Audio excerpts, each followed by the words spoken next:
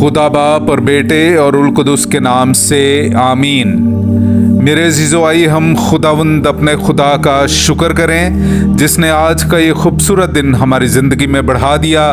तो आइए अजीज़ो, हम आज के दिन का आगाज़ बाइबल मुक़द्दस में से पाकमा कलीसिया की चुनी हुई तलावतों से करते हैं। खुदावंद हमें बचाने के लिए खुद आ रहा है।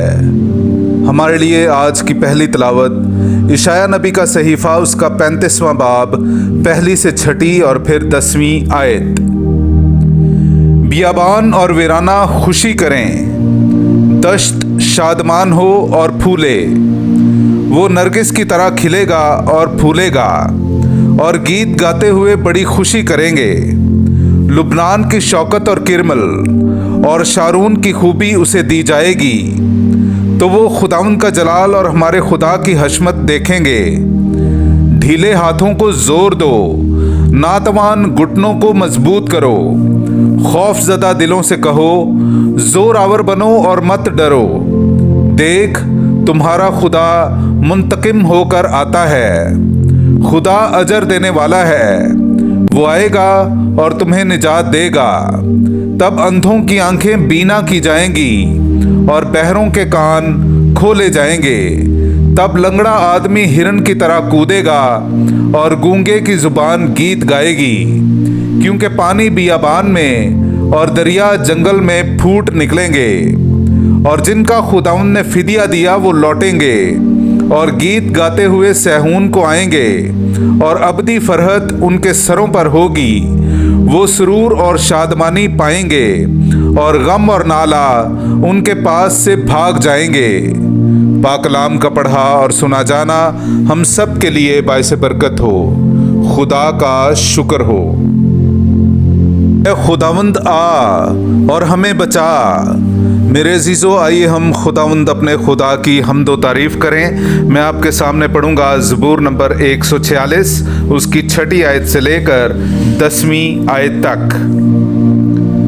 जिसने आसमान और ज़मीन और समुंदर को और उनके अंदर की सब चीज़ों को बनाया है, जो अबदन वफादार है और मजलूमों का हक महफूज रखता है और भूखों को रोटी खिलाता है। खुदावंद असीरों को रिहा करता है। खुदावंद अंधों की आंखें खोलता है। खुदावंद कुबड़ों को सीधा कर देता है। खुदावंद सादिकों से मोहब्बत रखता है। खुदावंद परदेसियों की हिफाजत करता है। वो यतीम और बेवा को संभाल लेता है, पर खताकारों की राह को उलट देता है।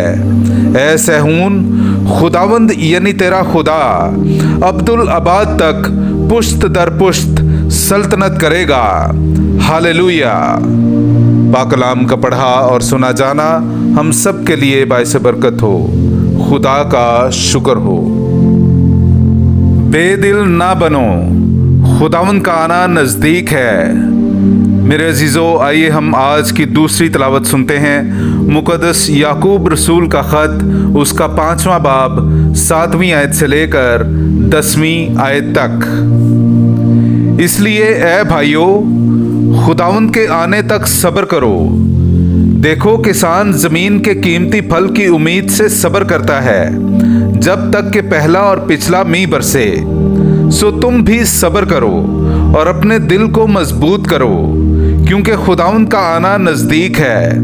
ऐ भाइयों, एक दूसरे पर ना कुड़कुड़ाओ ताकि तुम पर फतवा ना लगाया जाए। देखो, इंसाफ करने वाला दरवाजे पर खड़ा है। ऐ भाइयों, उन नबियों को दुख सहने और सब्र करने का नमूना समझो जिन्होंने खुदावंद के नाम से कलाम किया। पाकलाम का पढ़ा और सुना जाना हम सब के लिए बाइस बरकत हो। खुदा का शुक्र हो। नाराए हम्द। रूहे खुदावंद मुझ पर है। उसने मुझे भेजा है कि मिस्कीनों को खुशखबरी दूं। हालेलुया। मेरे अजीज़ो, आइए हम आज का इंजीली इक़्तिबास सुनते हैं। इंजील मुक़द्दस बामुताबिक मुक़द्दस मत्ती उसका 11वां बाब 2 आयत से लेकर 11वीं आयत तक। अब यूहन्ना ने कैद खाना में मसीह के कामों का बयान सुनकर अपने शागिर्दों की मार्फत उससे पूछवा भेजा کہ क्या जो आने वाला है तू ही है या हम किसी और की राह देखें? यीशु ने जवाब में उनसे कहा, जो कुछ तुम सुनते और देखते हो जाकर यूहन्ना से बयान करो कि अंधे देखते और लंगड़े चलते हैं, कोढ़ी पाक साफ किए जाते और बहरे सुनते हैं, मुर्दे जिंदा किए जाते हैं और मिस्कीनों को खुशखबरी दी जाती है, और मुबारक है वो जो मेरे सबब से ठोकर ना खाए। और जब वो चले गए तो यीशु यूहन्ना की बाबत हुजूम से कहने लगा कि तुम बियाबान में क्या देखने गए? क्या हवा से हिलते हुए सरकंडे को? तो फिर क्या देखने गए? क्या महीन पोशाक पहने हुए आदमी को? देखो, जो महीन पोशाक पहनते हैं वो शाही घरों में होते हैं। फिर तुम क्या देखने गए? क्या एक नबी को? हाँ, मैं तुमसे कहता हूँ, बल्कि नबी से भी बड़े को।